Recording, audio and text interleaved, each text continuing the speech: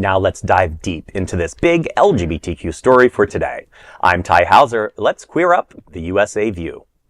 Utah's pride flag ban causes Sundance to move to Colorado. Utah made headlines as it became the first state in the nation to ban pride flags from public schools and government buildings. Republican Governor Spencer Cox declined to sign House Bill 77, a bill titled Flag Display Amendments, which prohibits the display of non-approved flags, including the pride flag. The law allows fines of $500 per violation per day, though decisions are subject to judicial review. Governor Cox's response to the bill aimed to placate both sides of the debate. He noted the irony that no headline reads MAGA flags banned from classrooms, but criticized the bill's narrow focus on flags, stating it would fail to address broader concerns about classroom displays.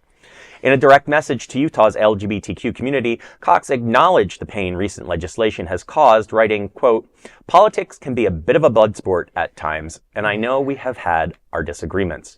I want you to know that I love and appreciate you, and I am grateful that you are part of our community, part of our state," end quote. However, the fallout after this decision was swift. The Sundance Film Festival, a cherished Utah institution and one of the world's most famous film festivals, announced it would leave its longtime home and move to neighboring Colorado in 2027. On social media, Equality Utah expressed deep sadness over Sundance's departure, stating, quote, "This departure leaves a void in our state's cultural soul, particularly for LGBTQ Utahns, who found our struggles and triumphs mirrored in the festival's courageous storytelling," end quote. For many, the loss of Sundance is more than economic. It's a cultural and symbolic blow. The move echoes growing concerns that Utah's increasingly restrictive legislation could drive away more inclusive and progressive voices. It's sad to see that Sundance is moving, but I'm proud of Sundance for, sticking up for all of us in making this decision.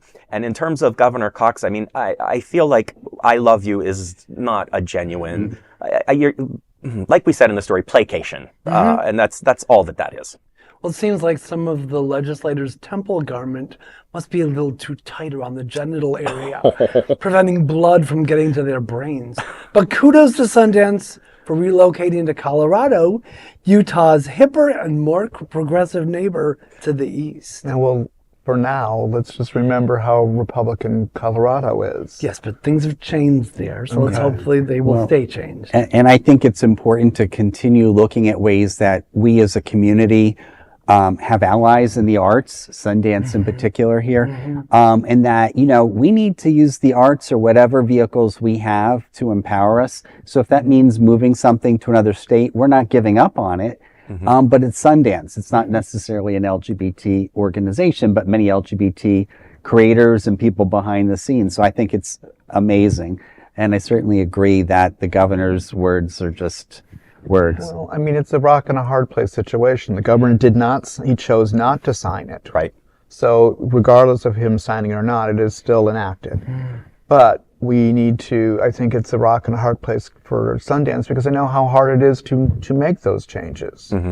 But at the same time, we can't forget that Utah still needs that support. And I think that's where the Equity Pride Utah, they're going to lose out. They're going to lose Big out. time. And so now it's one of those where, the nation has to come from the outside and go, okay, how do we support Utah now? Right. Because we can't give up the fight. Right.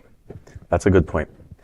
That is a big LGBTQ story for today. There's no other queer nonprofit media platform like this in the entire world. Support our LGBTQ stories by subscribing and sharing Queer News Tonight.